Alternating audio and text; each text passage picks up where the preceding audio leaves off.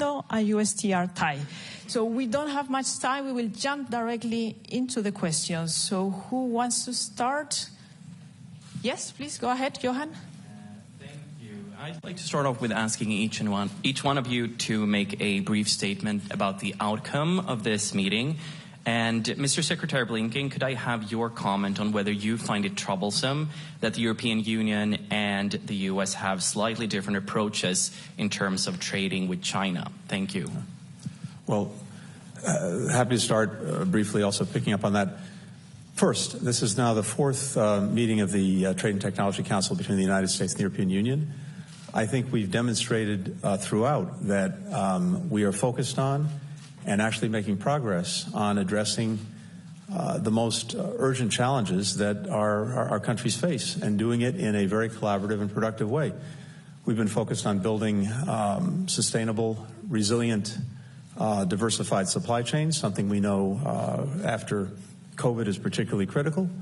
We're working on collaborating on making sure that critical minerals, which will be powering our economies going forward, are readily available, and that we're collaborating on sharing information and working together to invest in them. We have remarkable convergence, actually, when it comes to our approach on the major challenges we face, whether it's dealing with Russia's aggression against Ukraine, including some of the export controls that we've collaborated on, including dealing with some of the challenges posed by China. And again, from our conversations and discussions, the word that comes to mind most is convergence. Together, we've been working on things like investment screening mechanisms, on coordinating on export controls, on working, as I said, on diversifying supply chains, on dealing with some of the non-market practices that we see. But we start from exactly the same approach, which is that none of us are looking for confrontation. None of us are looking for a Cold War.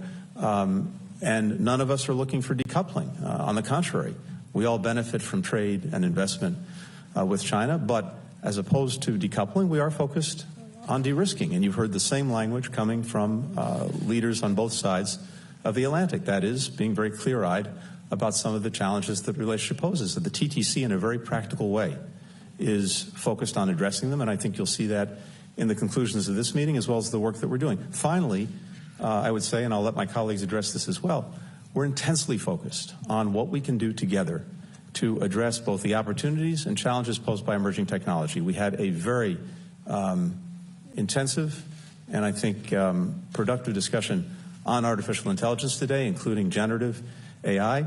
I think we share a conviction that the TTC has an important role to play in helping establish voluntary codes of conduct that would be open to all like-minded countries, particularly because there's almost always a gap when new technologies emerge between the time at which those technologies emerge and have an impact on people and the time it takes for governments and institutions to figure out how to legislate or regulate about them.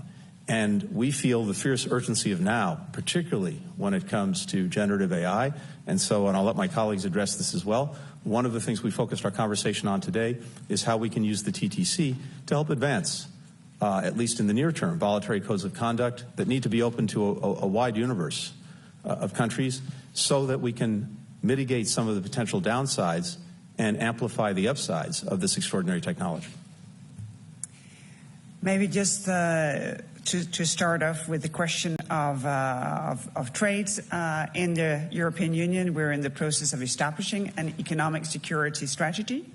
The Commission will table our approach mid-June for the European Council to discuss.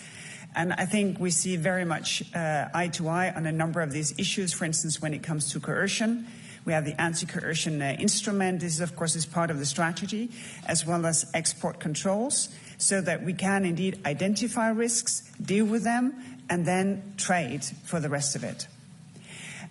Important results, protecting children, minors online. Really important that we know that they are safe. but also that they are empowered. And I think we've got a very good balance because, of course, kids will be online, but they should be safe from harm. They should be safe from targeted advertising. And here we made a lot of progress on enabling researchers to get the necessary data to follow what is ongoing. We think that we can have the specifics already by Christmas time. Now we have the agreement in principle. And as of now, we need accountable artificial intelligence. Generative AI is a complete game changer. Of course, we have had AI now for a very long time. It is used in many, many places. But generative AI is something new. You know, you have had it at your fingertips. You've seen colleagues using it for writing their articles. You have seen other colleagues using it for their research. Everyone knows that this is a powerful thing. So within the next weeks, we will advance a draft of an AI code of conduct, of course also taking industry input, taking input from independents, and then, of course, invite colleagues to sign up for the drafting in order to have very, very soon a final proposal for a code of conduct for industry to commit to voluntarily. Because we have different legislative procedures, it will take 2-3 years at best before that would come into effect. And we're talking about a technological acceleration that is beyond belief. And here we think it's really important that citizens can see that democracies can deliver, of course in legislation, but also in bridging the now and the legislative impact, and to do that in the broadest possible circle with our friends in Canada, in the UK, in Japan, in India, bringing as many on board as possible. The only thing that I would add very briefly, and in answer to your question about China, is to pick up on Secretary Blinken's comment of convergence. And the reason there's convergence is because our interests are aligned. Of course, the EU and the member states will have to make their own decisions, as will the United States, as to what's in their best interest. But spending 2 days talking to our colleagues here, our interests are aligned as it relates to China, as it relates to having safeguards around AI, as it relates to promoting responsible innovation. And so I thought this was a very productive couple of days. One of the most, our fourth, not surprisingly, as we all get to know each other a little bit better, develop even more trust. I think it's been among the most productive and some of the richest discussions. And I have no doubt that what will follow from this meeting will be some really concrete outcomes around responsible safeguards for artificial intelligence, better coordination around semiconductors and our semiconductor strategy, and just general convergence as we realize our interests are aligned and we continue to work together. Well, on the trade side, I would emphasize our discussions on transatlantic initiative on sustainable trade, and the concrete deliverable in this TTC is that we had agreed on a concrete work program to focus on and to really generally work towards this green transatlantic marketplace. We just finished our stakeholders event, and it must be said that this message was coming also very clearly from the stakeholders that they are expecting us to work together on the green transition. And we also agreed to instill new energy in our work on trade facilitating measures to look how we can advance in areas like conformity assessment, use of digital tools for trade facilitation, and other steps in this area. Then we had extensive discussions on economic security. Secretary Blinken already mentioned our work on export controls, where our cooperation in TTC helped quite a bit, including to be able to quickly move on our export controls against Russia in context of its aggression against Ukraine. But it's a broader question. We're also discussing economic coercion, concerns coming from non-market economies and practices, because we share many of those concerns. So obviously we need to discuss and coordinate our approaches, because then we are more efficient in our response. Thank you. And finally, I don't think I know you, so I suspect you're not a trade reporter. The other reason why I suspect you're not a trade reporter is because the way you put your question, I think, reveals that if you cover trade, you will know that the U.S. and the EU have slightly and more than slightly different approaches to trade just across the board. And that is just an aspect of who we are, and it's always been true. But that hasn't gotten in the way of our being powerfully influential partners in building the post-World War II economic world order. And at this point in time as well, this inflection point that President Biden identifies, it is not going to stop us. In fact, we will continue to build on that partnership to drive a new world economic order that drives a race to the top, that really takes our shared vision and values for the kind of world that we want our workers, our people, our children, our businesses to be able to thrive in. And I think that the TTC is a perfect manifestation of that vision at work.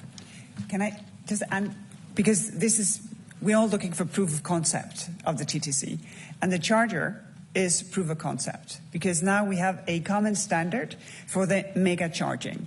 So heavy-duty electrical vehicles, now we have the charging standards ready for infrastructure rollout here in Europe, over in the US.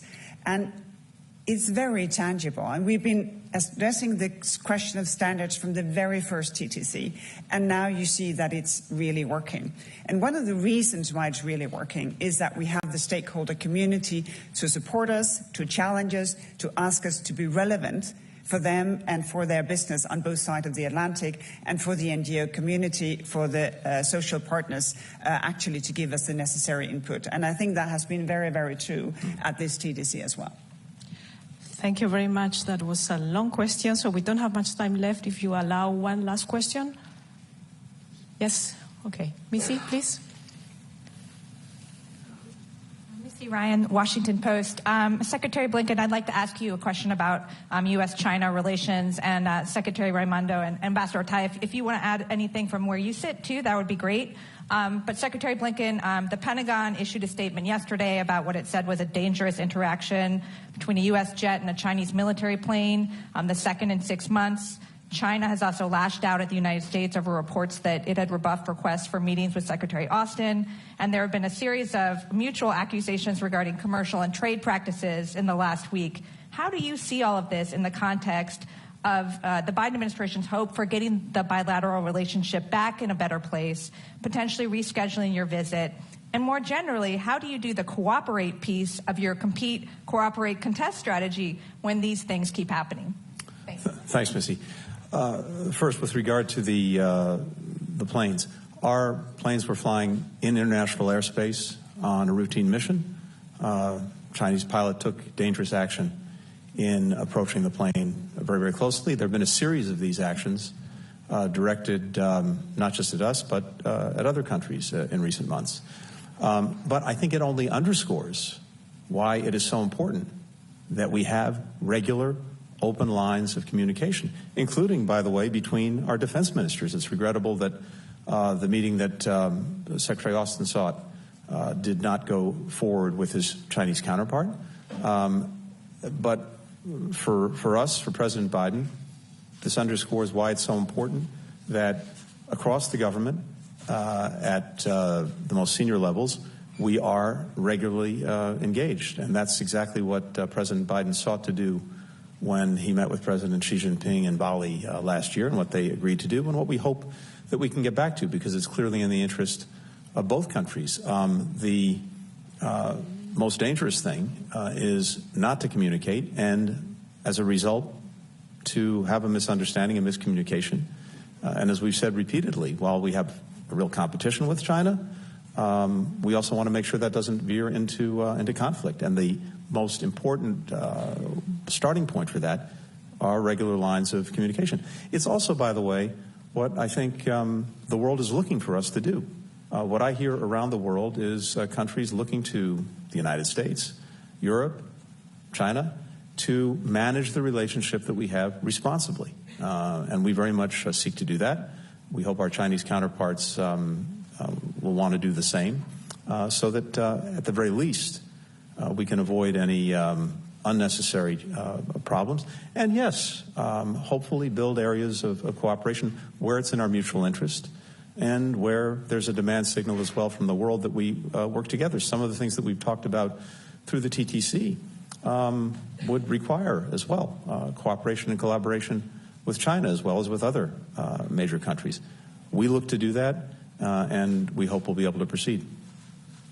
I would just add to that point of opening a dialogue. I had a productive meeting on Thursday of last week in person with Minister Wang, the Commerce Secretary, who came to D.C., and it was a candid, direct, productive exchange where we tackled head-on some of our issues related to economic coercion and other irritants, but also where we agreed to keep the channel of communication open in the hope that increased dialogue would lead to de-escalation of tension and an ability to solve problems.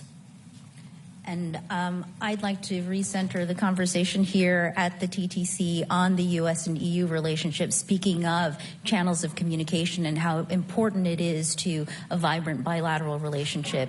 Valdis and I committed to each other at the beginning of this year that to keep the global steel and aluminum arrangement negotiations on track, that we would meet every month this year to ensure that our teams are on track to produce. And we've kept that promise. And in fact, I just wanted to preview for you, Valdis and I are not just seeing each other this week here in Sweden. We will be seeing each other next week as well in person.